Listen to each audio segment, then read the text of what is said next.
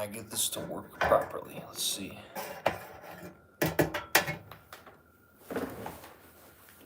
Okay, let's lift this up and actually do this right.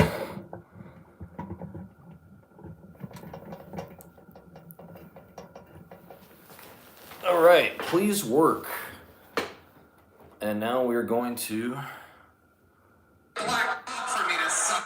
maybe share the stream. Let's see here. Okay. Waiting. Sharing the stream.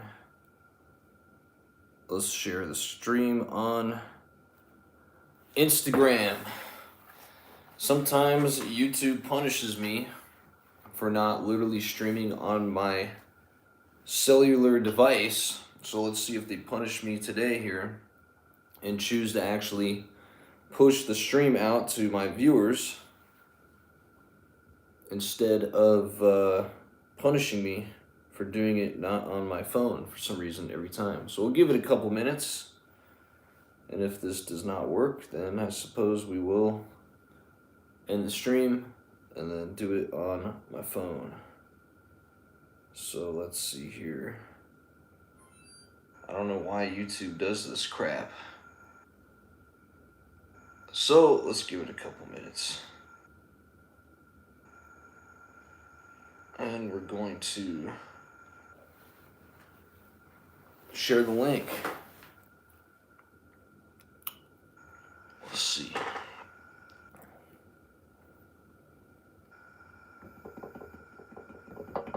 I don't know. Yo, what's up, man? Okay, let's see. Viewers, like the stream for sure if you come into the stream. Sometimes YouTube literally punishes me for like not streaming on my phone. So usually most of the time when I live stream, I do it on my phone, but I really like the bigger screen where I can see all of your guys' comments in one place without having to like go back and forth between my laptop. I just find that really annoying. So we're gonna give it like 2 minutes, okay? So once this hits like the 4-minute mark, or maybe the 5-minute mark at the max, if this thing isn't like pushed out, and I don't see this number go up to like 20, 40 something people at least in this thing, I'm gonna know, okay, well there it goes. Now we hit the mark we wanted to. So hold on, I'm gonna share the live stream, everybody. Sometimes YouTube takes time. So let's see. I am live right now. What's happening? Say hello. Welcome to the 5,000 subscriber live stream, everybody. We will be doing a Q&A right now. I will be sharing some big news for you, and question answer time if you're new to the channel. Thank you for subscribing. I'm going to open the stream on my phone so that way I can actually read your questions, because right now I feel like they might be disappearing on me here. Just because right now I don't see any comments. Leave a comment. Leave a comment right now in the stream, guys. Leave a comment. Okay, here's the comments. Here we go. All right, we're gonna have to go back and forth between the phone. Dude, crazy comment, bro. Right out the gate, we got some insane stuff here. Okay. Yeah, ask me music related music related questions. This is hilarious though. What's worse? Let's answer the first question. What's worse? Being a man with no arms or a woman with no legs? I don't even think I should answer this question.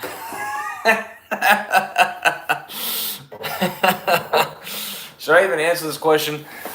Share the stream, everybody. Can we like the stream? Can we share the stream? I don't really know what's happening with the stream right now. I still might switch this to my phone, if I'm being honest with you here. Because sometimes, like I said, YouTube chooses to punish me. Man, I might have to switch this thing, I ain't gonna lie. Might have to switch it.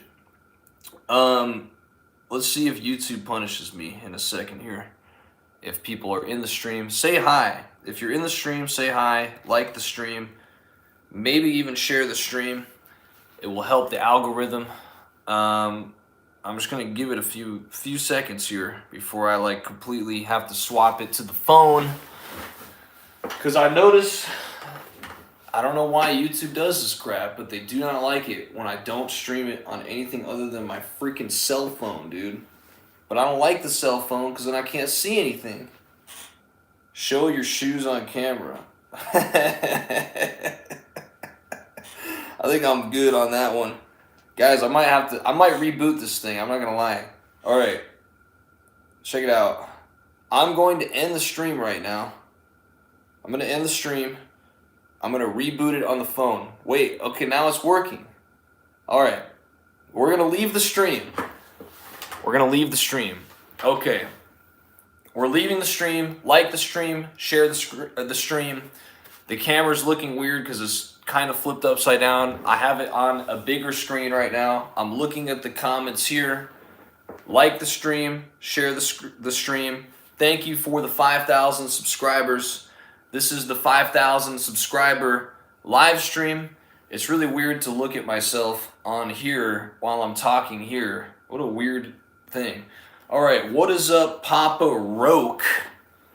What is up, Mark Layden? A potential, oh, this is Mark from my email right now. Potential, I emailed you back, by the way, Mark. So, you should see something in your inbox there. Okay, first, this is a Q&A, by the way, everybody. 5,000 subscriber Q&A. Thank you if you are a new subscriber, if you've been here since the beginning. Also, thank you very much. It's pretty crazy to say that only 1 year ago, I literally had like 60 subscribers. Can you believe that? Pretty crazy. Okay. So anyways, question answer. Sorry, I'm just looking at all these comments here. For some reason it's not showing up on the bigger screen. I guess we're just gonna keep it going. Screw it. I'm already in the live stream. It's middle of the day, so if you made it to the live stream, that's cool. We're just gonna keep it going. What's up, Jade? What's up, Mark? What's up, Papa Roke? What's up, Jay? What's up, Jordan Washington? You have a weird vibe. So do you, honestly. So it's all good. Okay, let me put the comments like maybe right next to this so I can actually kind of see what's happening here. All right, so a couple announcements, everybody, for the channel. If you are new to the channel, I'm going to LA next month. I'm filming a documentary with a very major producer in LA. He's done like every record you can think of, basically. And he's a cool guy. You can look him up. His name is Adam Kagan. I'm going to be filming a documentary with him on sustaining a 30-year music career as a major producer in the space. We're going to be hitting a couple of major recording studios, including his own recording studio. It's going to be sick. It's going to be like a 3-part documentary that will be in LA literally in 2 weeks. Next week, I will be finishing some tour dates here, going on tour with a country artist named Drew Cooper. Check out his music. Honestly, at this point, I'm not really sure if I'm going to be like actually touring like with him on the long term, or like if I want to do that or not. I'm just kind of like trying it out, because truthfully, I don't know if I want to be back on tour or not at this moment. I can't lie. If you watch my videos, you would already know that, because you'd be like, yeah, dude, like this is the first time you've toured in a while. You would be correct. And also, I don't really normally do country music. That's also a new thing. So how interesting, right? But yeah, I'm going to be filming the behind the scenes tour date stuff.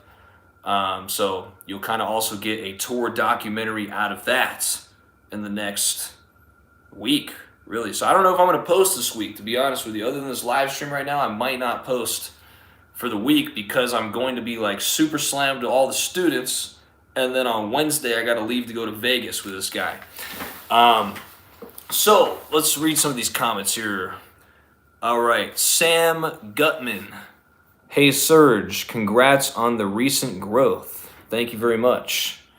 Yeah, this is a Q&A, guys, so, ask me anything you would like to in regards to the channel. I have, some new guitar stuff as well. I don't know how much I'm going to speak on that right now because I'm kind of in a flux with that at the moment, but I will kind of show you here this guitar that I just got back yesterday. Check it out. We got the scallops hand done. I just got it back from the shop here in town. Maybe you can see, you probably see the scallops pretty good in the light, huh? Yeah. We got the Jeff Beck stuff in the back here. The tension here and the lesser tension here on the higher strings. Honestly, right now this guitar probably plays better than my Yngwie Strat, but also it could just be new guitar syndrome that I'm experiencing right now. You know what I mean? Where you like buy a new guitar and you're like, dang, this is the best guitar I've ever played. But sometimes that just happens because you're holding a new instrument. You're like, oh, it feels new. So I don't even know. Like, I need some time to marinate. But honestly, this guitar does play pretty damn good right now. I was dialing in some Stevie Ray Vaughan tones last night, practicing the songs, and I'm pretty satisfied with it. So basically, let me show you guys something. You're going to get a real kick out of this. Just give me like 2 seconds. 2 seconds. Literally 2 seconds. Hold on. Check this out. Check this out. Check this out. So this, I don't want to name the shop yet, okay? I don't want to name the shop. But this shop completely fucked up my other neck that was on this guitar, okay? Now they made it right, which is why I'm not going to name the shop at the moment anyways. I have another guitar though in flux with them right now that they also are in the process of fixing a mistake that was made on it at the moment. But if they fix it, I'm not gonna shit on them, you know, because honestly they made good on the fix on this one. But so check it out. Let me give you a little backstory here. So basically this neck was the original neck of this guitar, and I dropped it off at the shop. I said, hey, I want to finish the scallops. This was the original scallop. You can't even really see here. That was the original scallops that were hand done by one of the luthiers at the shop. This dude went on tour and basically delegated the job to somebody else that never does scallops. And then I get a phone call and they say, hey, Serge. This is from the manager now of the shop. He's like, hey man, I just walked by your guitar and I noticed that I'm pretty sure that this is not what you wanted. So he sends me the picture of this thing and I'm like, wow, dude, that is severely fucked up. Like beyond anything I would have imagined. Like there's no fretboard left on my neck, as you can see. Like look at that shit. Look at that, especially that one right there. There's literally nothing left, dude. It was supposed to look like this, very subtle. But then this happened from someone that didn't know what they were doing. So I was like, okay, yeah, dude, like you're gonna have to give me a new neck, you know. There's really no other options, right? So they ordered me this neck, which is arguably actually a better neck, honestly. This was just a little Squire neck. This is a very like makeshifted guitar here. I bought this guitar originally for like 175 bucks, and then I did all of these mods. Like this guitar wasn't even this color originally. The pick guard was white, the pickups were white, the knobs were white, all different stuff on it. I replaced literally everything. This is like a completely new guitar. The only thing original about this entire guitar at this point is the body. Nothing else is original. So I actually put about like almost $2,000 into the guitar. So I probably should have just, in hindsight, like bought a Fender USA or something. But yeah. So basically this neck got super messed up. They got me, you can see the color on it and all that, you know. It was a Squire. Not really a great neck anyways. I sanded the back off to my liking. So I got this new neck from All Parts. They did me right. They repainted the neck similar color because I like the dark contrast. They flamed the maple here. This is an All Parts neck, you know. Flamed the back of it. So I'd say all in all, this thing looks good, you know. And the scallops were done nicely now. It was made right. The pocket fits. Everything else is good. The action is to my liking. I play with like a medium action most of the time. I don't really like low action that much. And so this is the thing. I got new tuners on it. Fender bridge, Fender tuners. These pickups are hand wound from Sonoran pickups here in town, actually, in Tucson. These are supposed to basically sound like Stevie Ray Vaughan replica pickups.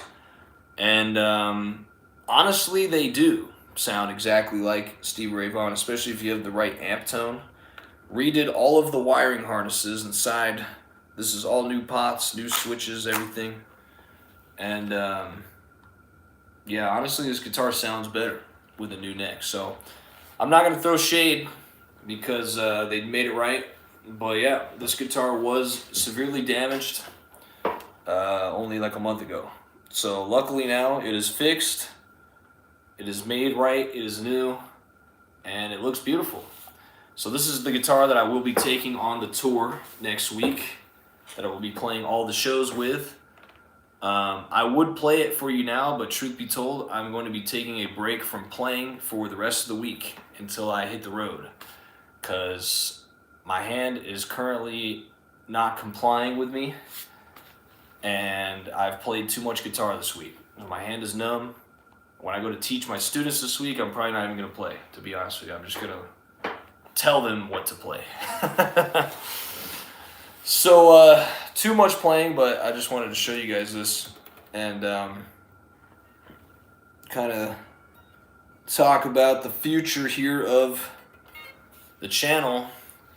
Papa Roke says, nice guitar. Yeah, thank you.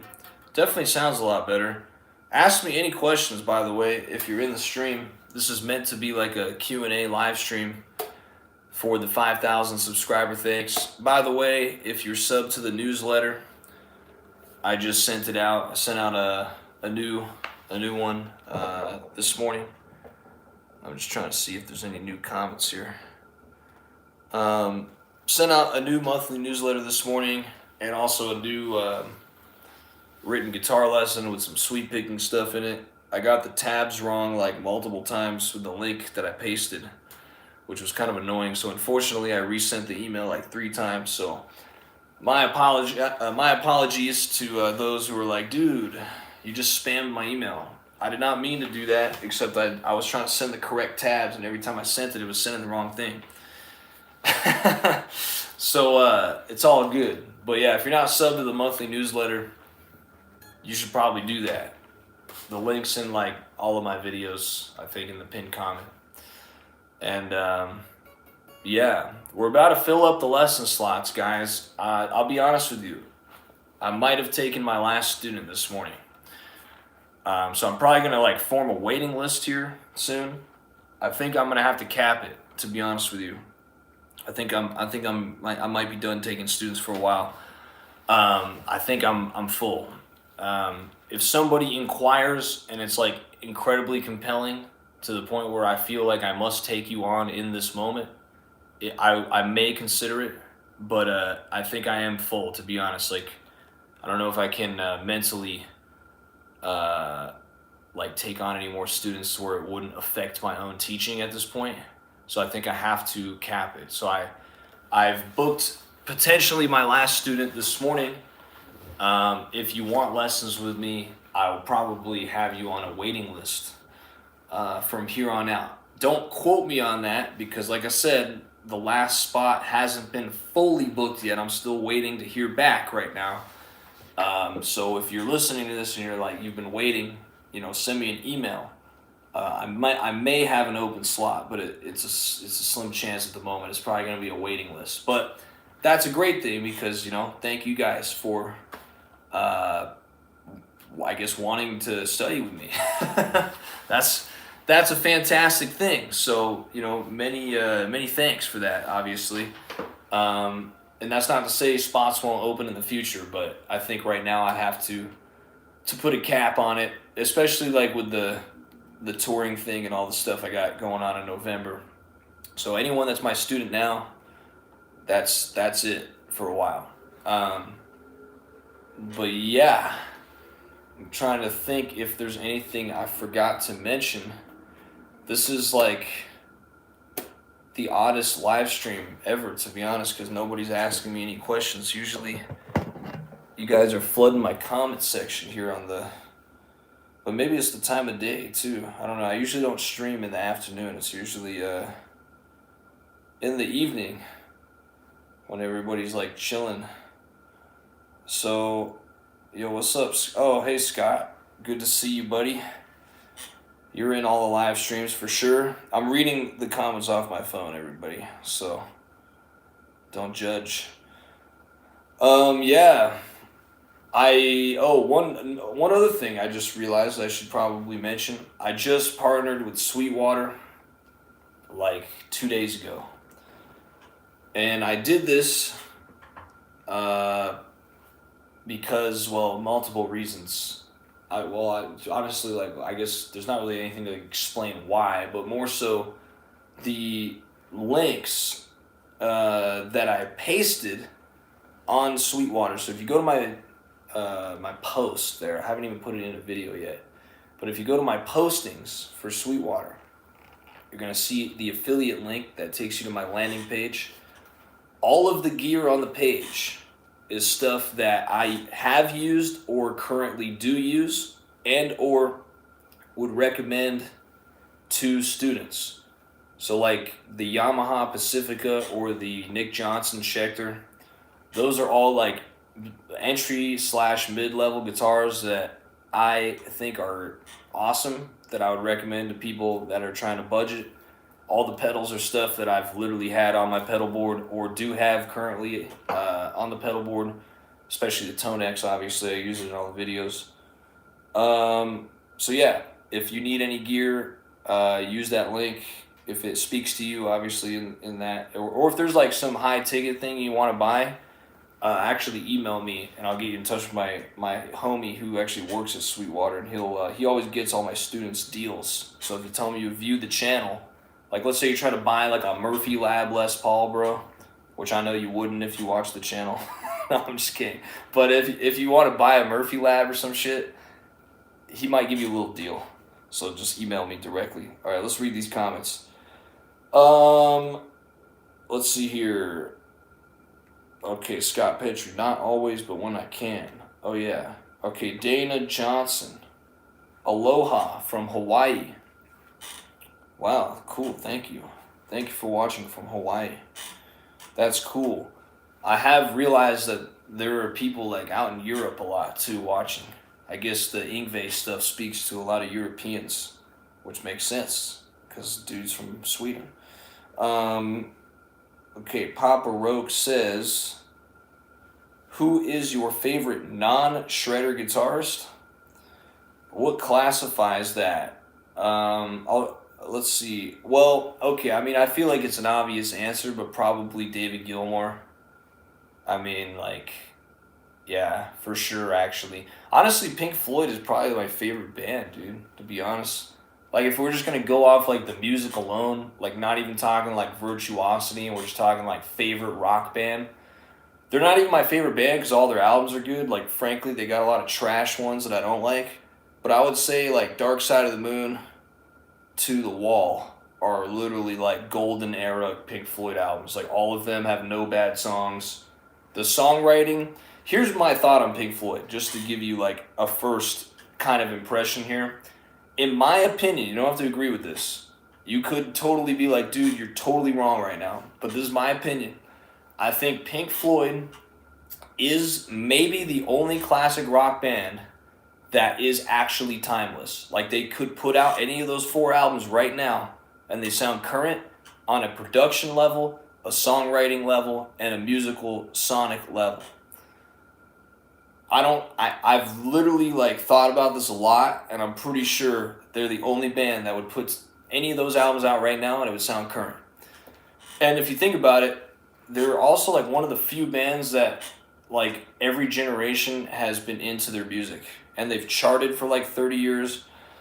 So it's not even about the numbers, but I just feel like on a sonic level, their music truly is completely timeless. It's like, I don't know, it's just a weird thing. There's only like a couple bands I feel that way about, but Pink Floyd is definitely like the number one band that I feel that way about. Like true genius musical writing. Um, Honestly, Wish You Were Here is probably my favorite record though. Like Shining You Crazy Diamond is definitely my favorite Pink Floyd song. Easy. Let's see here. Okay, Yamaha guitars are underrated. They make great electric and acoustics affordable too. Yeah, honestly, a lot of Japanese guitars are pretty underrated, I feel. The only one that is pretty trash at a budget level is Ibanez. But all the other ones like Schecter, Yamaha, even LTD, ESP make great stuff. Even on the budget levels. Like, whether you're buying like their elite stuff or their like super entry tier stuff, it's all good. The only one I don't think that way about is Ibanez. So I definitely agree, which is why I recommend like Japanese guitars on my page with Schecter and Yamaha. Because if you're gonna buy a low budget guitar, get it Japanese. Or I know in their case they're actually making it in like Indonesia and maybe Korea if you're lucky. But either way, like the quality control is really good. Raj Harsh, maybe? I don't know, dude. The font you use is a little crazy. Hi, sir. What audio interface do you use for recording? Well, I will show you right now, buddy. Check it. Wait, I gotta move the chair. I use the Claret 8 Pre rack mount. This is some pretty quality stuff right here, to be honest with you. If I was going to recommend a mid-tier to high-level audio interface, honestly, this works for like major recordings. Super high quality mic pre's. To be honest, I might like these mic pre's more than I like the Camden one that I have here. This is a Camden 500 series Cranborn Audio. This is an API SV12 compressor. And I might like the Claret 8 Pre's actually more than the Camden Cranborn stuff. This sounds more like an API to me, and this sounds like its own thing, to be honest with you. Very clear sounding, like clean mic pre's. I used to think that I might want super dirty mic pre's, but I don't know. I think I actually need clean ones, so I might buy like some SSL stuff here. I'm not sure. I'm thinking about it, but yeah, that's the interface I use. This interface is probably a little bit over $1,000. I'm not sure. Maybe I'll list it on the Sweetwater page. I don't know. Other interface I recommend, if like, it depends like what you're trying to do. I mean, for me, I'm like tracking like whole bands and stuff. You know what I mean? Like, I actually have a project right now that me and my brother are about to put out as a band, and I just got finished like doing the master on it like a couple weeks ago, and we tracked it all on my stuff here. I actually just brought this rig to his studio, and so it's kind of nice because I have like this portable thing in the rack mounts that I have it in, and I just like close the case and I just bring it to other people's studios when I want to, and then if I just want to do like guitars, bass, vocals, I just do it right here in this room. This room sounds good because I got all this wood up here, Let's see. I'm probably going to buy a load box though for my actual Bluesbreaker amp, so you guys can hear that. Let's see here. Bill's Guitar Garage. Haya from Indy. You talking Indiana? It's probably Indiana. Let's see. Scott Petrie. I agree. Gilmore is one of a kind. Definitely.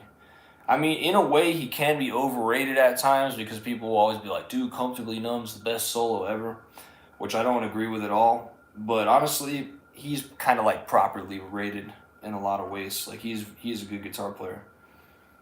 Saw Floyd in '88. Best concert of my life from every aspect. Just top tier everything. Damn, that's crazy. So I would have been without Roger Waters, though, for sure. My favorite era is with Roger Waters. Let's see here. Dana Johnson. How about Johnstone?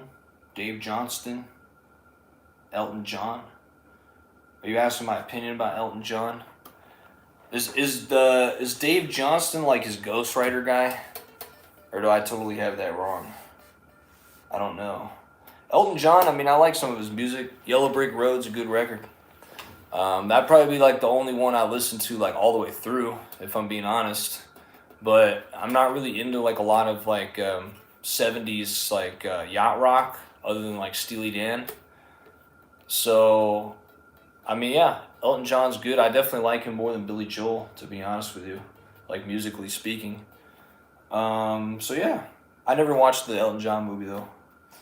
Let's see here. I recently bought the new Kramer Focus. It's not bad for the price.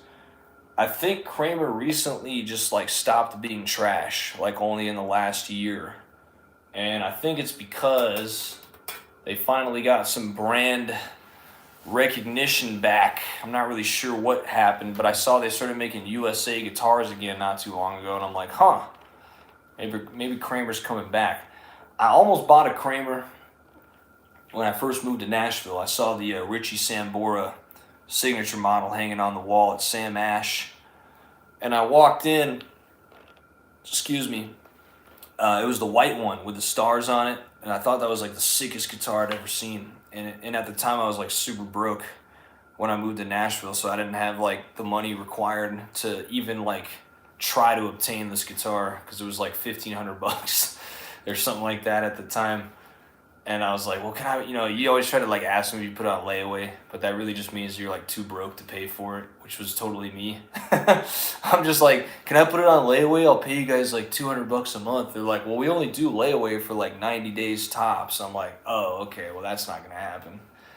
So I passed on the Richie Sambora guitar, but I think in hindsight, I'm actually glad I did not buy it, because I've just read that Kramer, like all levels of their guitars, have just had like a lot of problems in general.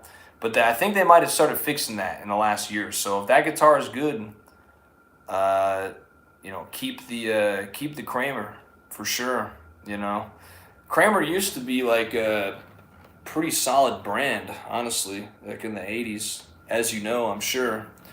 But they definitely fell off once Gibson acquired them. Gibson tends to like ruin stuff that doesn't belong to them initially, like Kramer. I think BC Rich they owned as well. They ruined that brand. I have to think that most of the stuff Gibson buys, they just totally ruin. Marshall's another one. Marshall just got ruined. They've become like a lifestyle brand, unfortunately. I'm sure all their classic amps will remain coveted forever, but now they start sounding like keychains and shit. Like, what the hell? Dana Johnson. Oh, it says this is a guitar player. This is Elton John's guitar player? Is that what you're telling me? Elton John's guitar player is Dave Johnston. Is that right? See, I wouldn't know, honestly, because I just don't listen to enough Elton John music to like really know anything about who was in his band. Greetings, UFO Knots. Oh, good to see you. I think I remember you from maybe like a month ago when I did the 4,000 subscriber live stream. But yeah, this is the 5,000 subscriber live stream, so thank you very much, everybody. If you're not on the newsletter, you might want to sub to it. It's free, no strings attached with the newsletter. I usually send like just a little message every month, and then I do like a student spotlight for all my students. Like every month I have like a new student in the student spotlight and kind of like highlight their playing, and talk a little bit about them and what they're doing and stuff. So that's pretty cool. You get to see that. And then I usually send like a guitar lesson with all the tabs in it as well. And it's all free, so you don't have to worry about anything like that with a newsletter. It's in like all my video description links. Let's see here. Scott Petrie says, best Elton John tune is Madman Across the Water. I'm going to be honest with you. I've never listened to that song in my life. That's a little bit out of my league, but I will check it out. UFO Not says, The Shades. These are actually blue light blockers. Everybody thinks I'm always trying to be cool. And that's what these are. They're just blocking the blue light because I'm looking at the screen all day. It hurts me. Literally, the one thing I never anticipated about being like a full-time YouTuber guy is how much like being on a computer all day would mess with my vision. Like if I look at the screen for more than like 2 hours, my entire head just starts hurting and I have to like lay down. So that's why when I got the blue light blockers, I could get a little bit more stamina. I get like double the time. I get like 4 hours, and then I will get the headache. So you still get the headache. It doesn't like actually block blue light forever. You know, eventually it will get to you, but it kind of is like a deterrent, if you will, with the glasses. These ones particularly are like, I guess, better than some of the other brands out there. Unfortunately, you do have to kind of like pay for the better ones. You know, it's kind of that old like, oh, you got to pay for what you get. And in this case with the glasses, I would say that is the case because I've definitely bought blue light blockers that do not work at all. So, you know, it is what it is. Let's keep going with the comments here. Oh, we don't have. Do we have any new comments? Let's see. Okay, no new comments at the moment. Okay, to anyone that just joined the stream not too long ago, I'm gonna announce this again real quick that this week I may not post the video because I'm gonna be on tour with this dude Drew Cooper, who's a country artist. I know, me playing country, dude, that's crazy. I know, it was crazy to me too, but I thought it'd be fun, you know, just to do a couple dates and just play some random shit on some country songs, you know. The only reason, well, I'm not gonna say the only reason. A couple of reasons I took the gig is Drew is a very nice guy, for one, and I felt like we would get along very well, you know, which is always a big deal when you're on the road with somebody, because it sucks to be on the road with divas. That's like the worst thing. So for me, the music almost in a way, sometimes, not all the time, but sometimes I can kind of like put my personal bias towards a genre of music to rest if I really like the people I'm out with. So like in this case, this guy Drew, super cool guy. His songs are good. Like he actually is a very good songwriter. You know, he's done some stuff in Nashville as well. We actually met at the Jack Ingram show that I posted about, and he asked me to tour with him. And he's a super cool guy. Definitely some great songs. As you guys know on the channel, you know, country is obviously not like my first choice a lot of the time. But honestly, you know, just from a musician standpoint, like his songs are good, you know, in general. Regardless of my own kind of personal bias, I guess you could say, on my own kind of tastes, you know, with country music. Because I don't really like a lot of country, but his music is like almost kind of bluesy, you know what I mean? And he straight up told me, he's like, dude, just improv all of the lead guitar lines for the whole gig. So for me, of course, I'm like, dude, like that is an obvious yes for me. Because I literally told him, like, bro, do you even care if I just put in some like Stevie Ray Vaughan licks like everywhere in your songs? Because they're like super bluesy kind of country songs, you know? They're not just like straight pop country. It's nothing like that. Very like soulful blues kind of stuff. And he's like, dude, my band would love it if you just play Stevie on like everything. So that's why I'm bringing this guitar, because these pickups are literally Stevie Ray Vaughan replica pickups, and I already got all the tones dialed in for the Stevie stuff. So, you know, I'm just gonna feel it, obviously, see what comes out. The Yngwie tone is a little bit too much, I felt, for this gig. I put it on the Plexi the other day, and I was like, I think there's like way too much distortion for this gig. But anyway, so I'll be touring next week, and I'll be filming all of it. So you guys will see that on YouTube probably the following week, if not the week after. And I'm doing it looks like, anyways, I'm doing a sponsored video for this company called, I think is it U-Vive? They have like a wireless guitar thing that I'm probably going to bring on the road if they get it to me in time. Otherwise, it's just going to be in the studio here when I do that video. And I'm not going to forget to do the reviews of all you guys' playing. I did post about that earlier in the week that I do need to go edit that video. So that'll be also, hopefully I will have that out in this month. Let's see here. I need to get me a scallop neck guitar. I never had one done. Yep, this one is fully scalloped. As you can see, this is a new neck. I kind of just went over the specs a little bit earlier with everybody, but this is a new neck from All Parts, hand scalloped by my luthier here. Let me show you the messed up one here. This is the one that got insanely screwed up by somebody that did not know what they were doing, but it was made right by somebody that did know what they were doing, and they got me a new neck. They scalloped it the right way, and it plays really, really nice. So now I got this one scalloped. I got the Yngwie Strat scalloped. I got my Jackson getting scalloped right now. That's a long story in itself that I probably will explain in a video down the future. Maybe, just depending on what happens. Maybe not. I don't know. I have to debate if I'm going to make a video about that right now. That guitar is kind of in flux at the moment.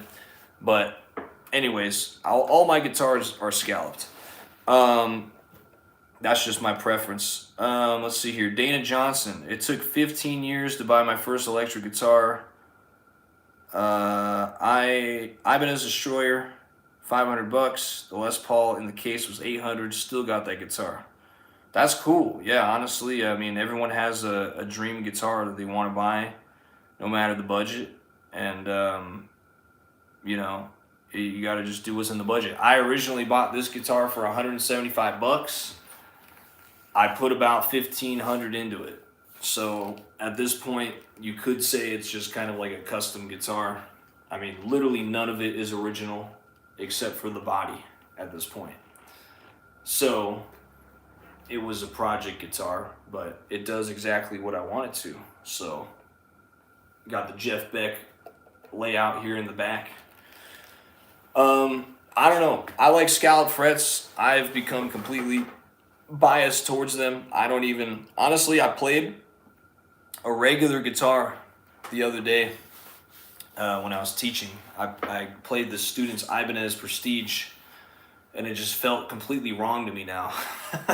So obviously it's all personal preference. I do believe now, though, like after having so much time with the scallops and now only playing scallops, unless it's an acoustic guitar, I guess. But all my electrics are scalloped, and now I would say that I do feel that a regular fretboard in a way is a flawed design. I do feel like the scallops open up the fretboard so you don't have to strain your hands. Like, I noticed the difference of how much pressure I had to put on the fretboard without the scallops, even on an Ibanez Prestige, versus this guitar, or really any guitar with the scallops. It's like all you gotta do is just touch the note and it comes out. You don't even have to press really that hard. You don't press really at all. It's just like a tap, you know. Okay, let's see here. Scott Petrie, I do country. I'll play any gig that pays decent. Yeah, fair enough. Some country chord arrangements are actually pretty cool. Yeah, for sure. You know, I think every genre has stuff that you can appreciate in it, honestly. Even if it's not your favorite thing. I mean, truthfully, most of the songs I'll be playing for this gig are all just 1-4-5, major or minor. So, like, this is see my little notebook here of all my charts that I've written out for this gig. It's pretty simple stuff. I mean, you know, some of them are like half a page because they're so simple, you know, which is good for me, obviously, because the memorization process is a little bit easier that way. But you can see, like, very, very simple charts, you know. Everything is in E-flat tuning. Let's see here. You still have the Sonora custom wound pickups in the guitar? Yes, sir, I do. Oh, wait, are you the guy that makes them? This is Bill. Bill, do you make the Sonora pickups? Yeah, these are them. These sound good, man. Especially on that Stevie Ray Vaughan tone. Like, if you want to just play straight Texas blues, these are the pickups. Go buy pickups from Bill, everybody. If you're in the stream, if you want to play like bluesy sounding stuff, these are the pickups for you. Now I will say, when I put this new neck on, I noticed that these pickups sounded even better, honestly. They sounded way fatter. So I think a lot of it actually had to do with the wood that I was using on this one. And obviously now this neck's not usable unless I redo the fretboard. But yeah, once I, like, you can actually hear how fat that tone is even just through the speaker. Maybe, I don't know, maybe not through the phone thing, but I mean, the sustain now with this neck is absolutely insane. It was not doing that before. You know, it was dying pretty quick. So I think that made the pickup sound even better. So yeah, thank you. Thank you for these pickups. These are pretty awesome. Yeah, email Bill, guys, if you want some custom pickups. Looking forward to the live clips. Yeah, thanks. Sometimes when I bend aggressively, the wood and my fingertips conflict. I think scallops would alleviate the issue. Yeah, definitely would. I mean, you can bend into oblivion with the scallops. I mean, because, you know, like when you get up here, if you don't have scallops, it kind of hurts sometimes. You know, it's like you put your finger in, it's like, ow, that's painful. But with the scallops, you know, it just takes the wood away. You don't have the friction anymore of the wood stopping your fingers. So, because a lot of people think it's a gimmick. They're like, oh, the scallops is a gimmick. It's an Yngwie thing. It's like, well, Yngwie elaborated on it. You know, Richie Blackmore is the first one to do it. Yngwie's the second guy to do it to a way more extreme level. But in my opinion, really all Yngwie actually, you know, was doing was just conquering the instrument. I feel like he actually kind of cracked the code on it, where it was like, this is how an electric guitar should be laid out. And I have to agree with him. After playing enough scallop guitars now, I do think my playing has gotten better because of it. I don't ever have any pain to the extent that I ever did with regular fretboard. And everything is easier to play in general. And it sounds better. Way more sustain, way better intonation. The bending is way better. So to me, the scallops, all they're doing is just cracking the code to the flaws originally in an electric guitar. Now I realize it's a big commitment for a lot of people because it's like, damn, I gotta like remove part of my fretboard. Honestly, it is completely worth it though. I mean, if you can kind of open your mind to it and you're like open to the idea of having a guy in Black Sabbath has scallop guitars, does he? I don't think Tony Iommi's got scallops. I think he wears stuff on his fingers because he cut them up at that one point in his life to like make the music. I don't know if he's got scallop though. Maybe I'm wrong. I don't know. Maybe I didn't know about that. But yeah, to me, the scallops is like cracking the code to the electric guitar. I recommend, honestly, anyone in any genre should try it. Like I said, I mainly use this guitar for like the blues stuff because of the pickup sound. Really, that's why I have these pickups. This is like my blues guitar. The Yngwie one is maybe more of my like. You could say I mean, you can play neoclassical on really any guitar. The guitar itself doesn't matter. It's what you do with it. I know that sounds cliche. But if I was going to like delegate certain sounds to different guitars, I'd probably say like, this is the blues guitar. Still fully scalloped fretboard. Got the Yngwie Strat for maybe, I don't know, other stuff. The pickups sound a little different. The Jackson's the shreddy guitar for if I need the humbucker sound, you know. So it's just they all got different things they do. You know what I mean? You can play jazz on this one if you wanted to as well. You know, do whatever. It's all about how you make it sound.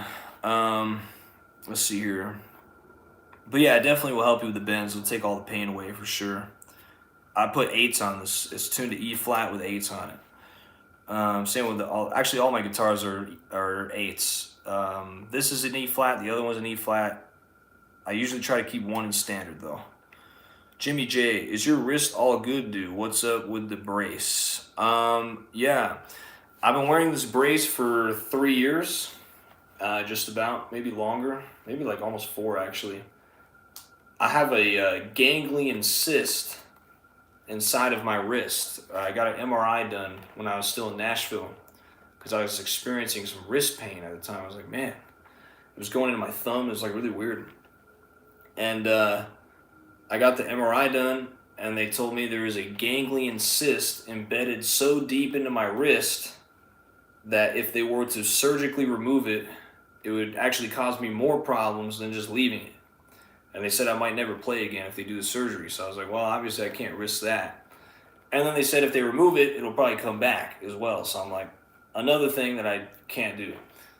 So I, live with this thing, and sometimes it gets inflamed, especially if I'm doing like a lot of playing. I mean, I already do a lot of playing, but if it's even like more than normal, it gets pretty bad. So like, to be honest with you, I was practicing these songs for the gig last night.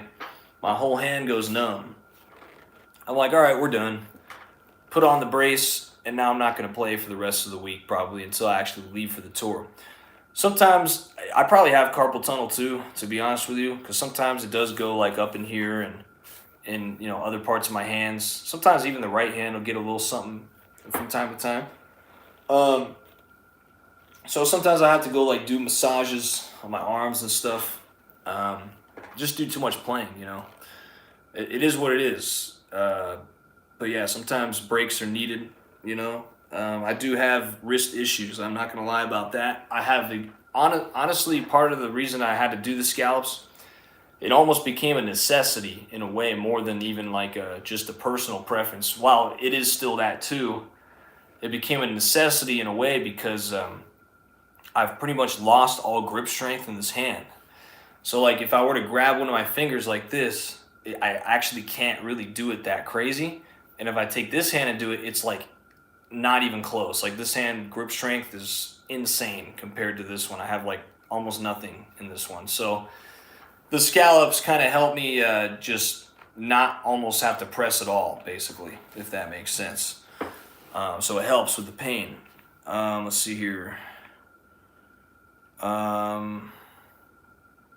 Bill, yeah, neck makes a difference for sure. Yeah, definitely. Let's see, Dana, the guy in the Black Sabbath, the scallops. Okay, yeah, that's crazy. I did not know that Tony Iommi. He did a thing at MI one time. With Loudwire. He gave an interview at MI when I was actually going to the school, which was cool. And then, funny enough, this random kid pulls out a guitar, and he's like, "Dude, this is so dumb." Because you're allowed to go ask Tony Iommi. You're allowed to ask every guest speaker questions. I mean, we'd have Tony there. We had Corey Taylor and Stone Sour there at one point. Rob Halford. Was it Dave Ellefson and Metal Allegiance were there at one point. It was like Mike Portnoy. So many cool, famous musicians came through MI to do, clinics and stuff. And when Tony Iommi came, he did like the whole interview with Loudwire, and we're all sitting in the audience, and this dumbass kid walks up to the mic with his guitar. And this is after everybody asks him like good questions. Everyone's actually being like pretty respectful. But then this kid walks up with his guitar and he says, "Tony, I wanted to know if you would sign my guitar right now." And it's like, so literally you see Tony Iommi with like this blank stare because he knows that he can't do this, because if he does this, he has to sign everyone's guitar, right? So it's like, we already know you don't want to sign anyone's guitar. Like, it makes sense why. Plus, people are going to try to resell it, It's just disrespectful to ask that question, I feel. And we all everyone in the room, I think, knew that. So that's why everyone's thinking, like, I can't believe this kid just asking this. So Tony Iommi doesn't answer the question, and the interviewer for Loudwire has to, like, chime in and be like, "Tony will not be signing anyone's instruments today. Please do not ask him to sign anything." It was just, like, super embarrassing for the kid. I'm like, dude, what are you thinking, man? Like, he's not here to sign your stuff. Let's see here. Scott Petrie. I don't even know if I'm pronouncing your name right. I apologize. I always stretch my hands before playing, but I run my hands under very warm water. I'm old, quickly approaching 60. That's not that old. But I mean, I guess to each his own, Yeah, I definitely agree with the hand stretch. Petrie. Okay, Petrie, I got you. I definitely agree with the hand stretching. Something I have found good to do is running your hands in extremely hot water, like the hottest water you can withstand, and then run that for like 2 minutes if you can, and then immediately while it's running, turn it to cold water, like the coldest water. Then do that for 2 minutes and go back and forth for like 5-10 minutes on it. and then massage your hands out, that has seemed to actually be like the number one remedy to get rid of a lot of the pain that I've experienced. Apparently, this does help with carpal tunnel. There's like a bit of research I've seen on it. I mean, honestly, I've tried it on my own. It does seem to help. I don't know if any doctor would ever recommend that, truthfully. But I know for me it's worked. So, and also like just eating good is a good thing as well for the joints. I know for me, anytime I don't eat like really amazing, that's when I have more hand pain than normal. And if I'm eating like really clean all the time, I don't have the hand pain. So it's just one of those things, you know, the diet. I eat a ton of red meat.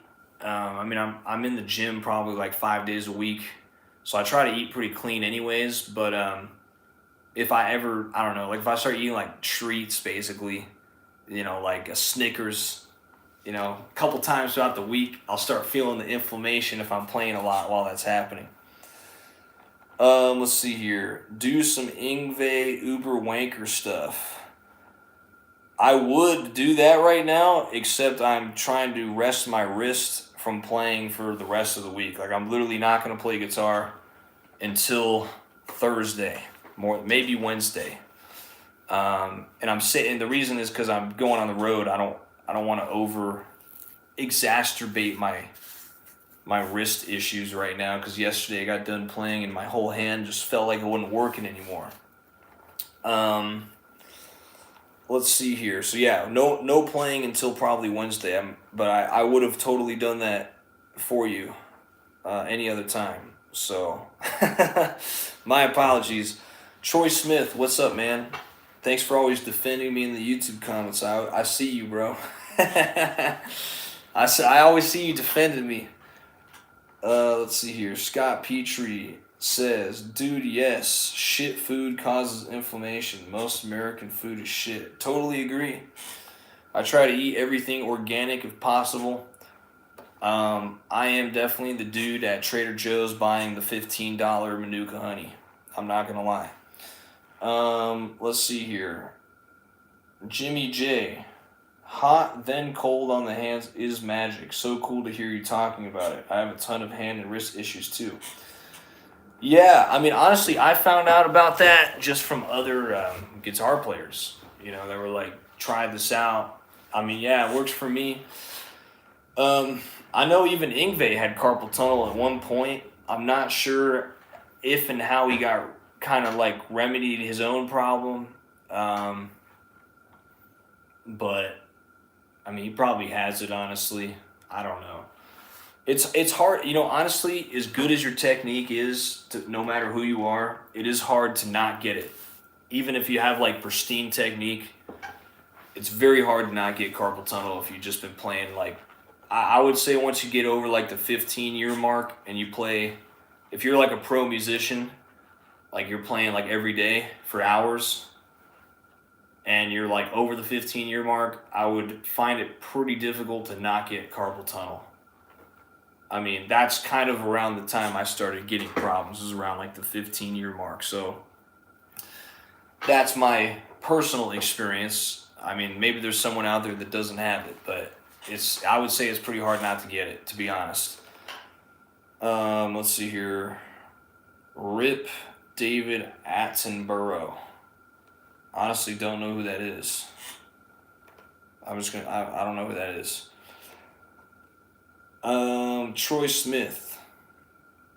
I wouldn't necessarily say defending you. I just happen to agree with a lot of what you say. Well, I mean, fair enough. It's just good to see sometimes in there. I'm like, man, I'm getting roasted right now. and then sometimes I'll see your comments like responding to people. I'm like, oh, thanks, man. It's like, that's cool. Sometimes people will like claim that you're me. They'd be like, oh, what's up, Serge? Like they'll respond to you and like claim that I'm somehow on like a fake profile or something, like defending myself. I'm like, bro, you really think I got time for this? So I see you, bro. I appreciate you watching all the videos, man. Scott Petrie says he had tendonitis even at a young age in the beginning, Yngwie. Yeah, I think you're right about that. Yeah, he had some wrist issues for sure. Sean Knock won, or Noki, I don't know. We met in Chicago, didn't we? I remember you. We met at the Pier in Chicago. Do you record with the Tone X pedal? Do you use any plugins? I definitely do record with the Tone X pedal, and I definitely use a ton of plugins. Depending, are you saying like for guitar do I use plugins, or are you just saying in general?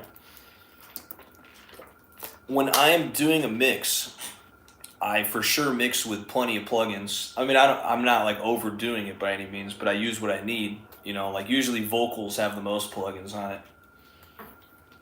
Usually guitar is pretty, almost not a lot of plugins other than like EQ a lot of the time. I don't even really compress them like most of the time because they usually sound good the way they are. But I usually, yeah, I do record with the Tone X a lot. Depending on the sound, I'll just dial it in with the pedal. You do have to, that's kind of a skill in itself, just dialing in the tones that you want. And, I usually just, it sounds great in the box. I mean, you just got to know how to EQ it and obviously add your time-based effects like some delays, reverb, so it has a little space. Me and my brother are actually putting out a song together soon. We're shooting a music video for it, and you'll hear guitars that I recorded with the Tone X in that song. And you probably won't be able to tell, to be honest with you. The pedals have gotten like that good. Although I will say, I do prefer analog at the end of the day.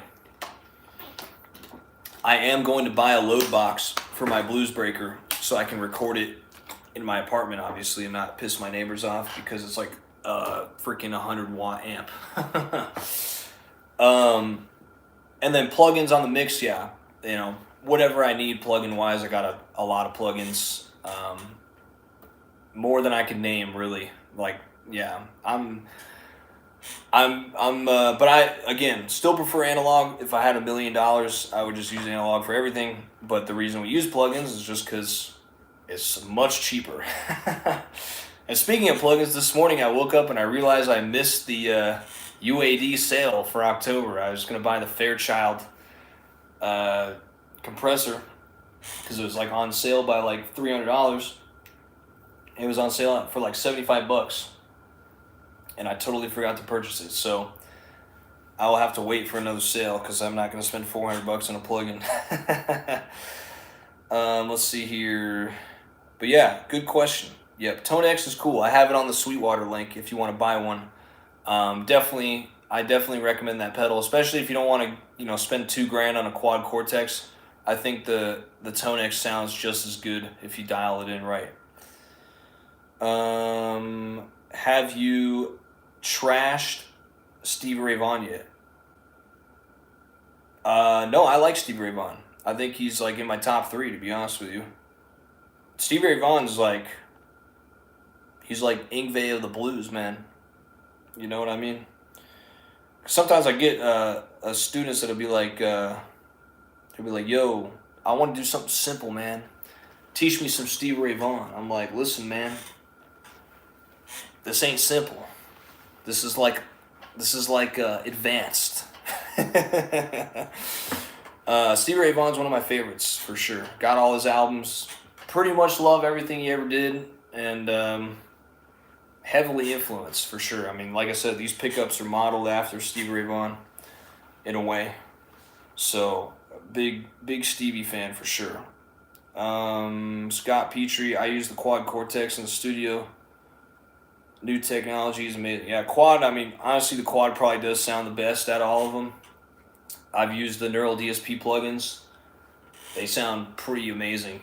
I still prefer analog, but yeah, Neural DSP is a close second. The Tone X is just good for live and studio stuff because it's so small. That's what I really like about it. I felt like for the money, especially when the Tone X came out, I just felt like for $400 versus $2,000, that it was too hard to compete. Like I just felt like the Tone X. Actually, at that time, I felt like the Tone X sounded better. I feel like the Quad is upped it just a little bit now with some of their updates, from what I've heard. But at the time the Tone X came out, I thought it was the best sounding one, and it was cheaper, so that's why I got it. And I still think it sounds great.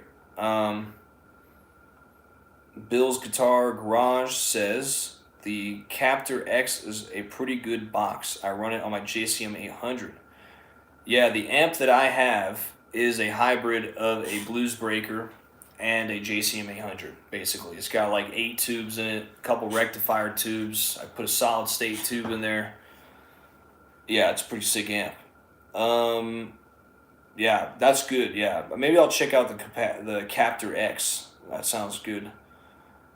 Have you checked out Antoine Boyer yet? No, I'm sorry.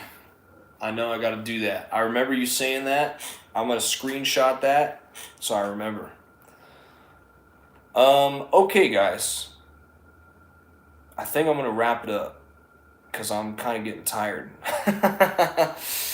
Let me read like a couple more here, though. Give me a second. I'll read a couple more and then I'm gonna wrap it.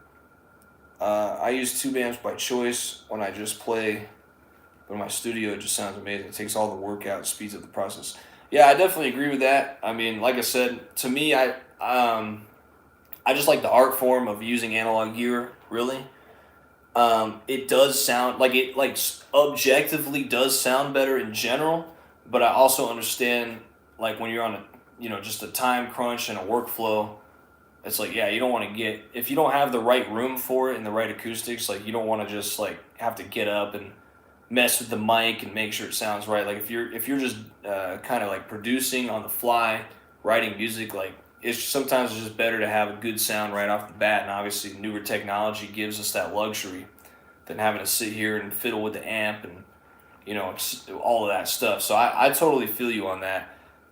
If I had a choice and like the money and the right space for it, I would probably do analog every time. But in this case, I agree with you that the digital stuff is plenty good to suffice in these cases for sure.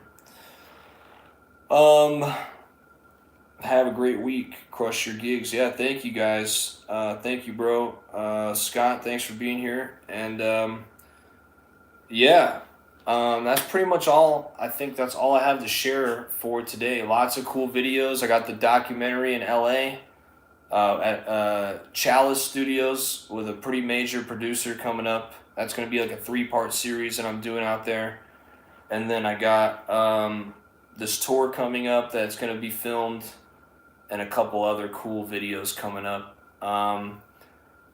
If you want lessons, email me. I'm probably gonna cap it though, to be honest. Like I might